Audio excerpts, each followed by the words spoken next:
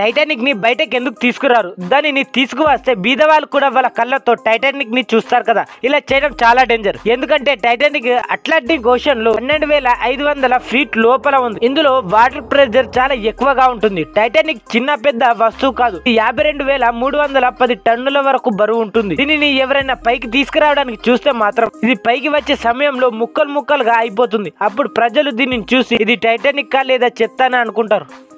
ఇలా అమ్మాయిలు అడవిలోకి వెళ్లి జాంబీస్ లాగా పిచ్చి పిచ్చిగా ఎందుకు చేస్తున్నారంటే వాళ్ళ మనశ్శాంతి కోసం ఇలా చేస్తున్నారంట. చాలా ప్లేసుల్లో హ్యాంగర్ క్యాంపులు ఉంటాయి. అక్కడికి వెళ్లి ఒక్కొక్క టికెట్ తీసుకొని వాళ్ళ హస్బెండ్ పైన లేదా బాయ్ ఫ్రెండ్ పైన కోపం ఎక్కువగా ఉంటుందో వాళ్ళని ఇలా తిడుతూ కొడుతూనే కోపం తీర్చుకుంటారు. దీని తర్వాత వాళ్ళ ఇంటికి వెళ్ళిపోతారు. ఇక్కడ వేర్వేరు ప్లేసుల్లో రేస్ రూమ్స్ ఉంటాయి. అక్కడికి వెళ్లి వాళ్ళ కోపం మొత్తం వీటిపైన తీర్చుకుంటారు. మన ఇండియాలో ఇలాంటి అవసరం ఉండదు.